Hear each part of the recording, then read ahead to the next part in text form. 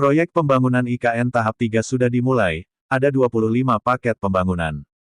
Proyek pembangunan Ibu Kota Nusantara IKN tahap 3 sudah dimulai. Ketua Satgas Pelaksana Pembangunan Infrastruktur IKN Danis Sumadilaga menyebut ada 25 paket dalam proyek tahap 3, di antaranya pembangunan Gedung Polri dan Kementerian Pertahanan.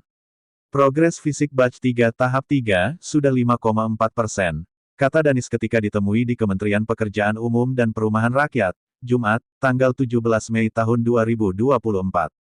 Total pagu anggaran plus terkontrak dalam tahap 3 sebesar 22 triliun rupiah.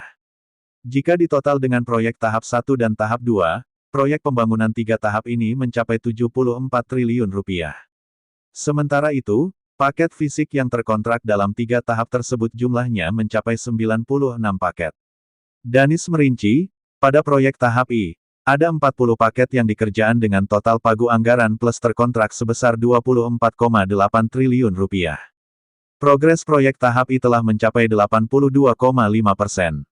Salah satu proyek yang masuk tahap ini adalah Istana Negara yang kini tengah digarap penyelesaiannya agar bisa digunakan saat upacara HUT ke-79 kemerdekaan Indonesia pada Agustus mendatang.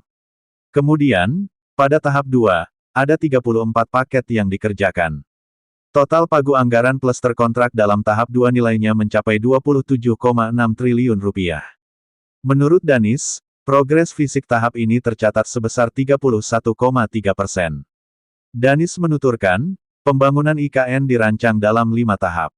Menurut Danis, sejumlah infrastruktur dasar sudah digarap dan terkontrak dalam tahap 1, sehingga menurutnya kebutuhan biaya untuk IKN ke depan adalah untuk kelanjutan pembangunan infrastruktur dasar dan pemeliharaan.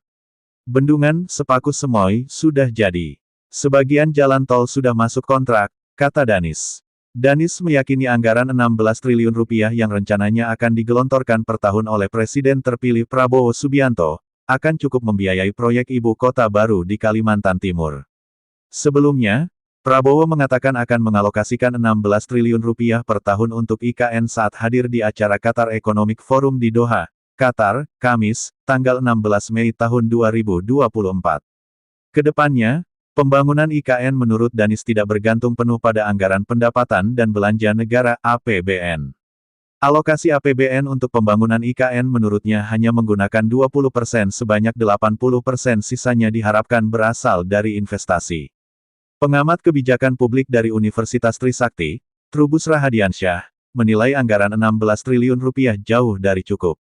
Ia menilai rencana tersebut berpotensi stagnan atau mangkrak sebelum pembangunan IKN rampung total. Trubus menuturkan pembangunan IKN tidak sekadar membangun istana negara ataupun gedung kementerian dan rumah dinas pejabat. Namun, perlu membangun pemukiman warga dan infrastruktur pendukung di sekitarnya. Ia menilai pemerintah bakal kesulitan mendapat investor untuk mendukung pembiayaan pembangunan IKN. Sebab, kondisi global menciptakan adanya polarisasi bagi negara-negara yang terbagi menjadi blok Amerika ataupun blok Cina.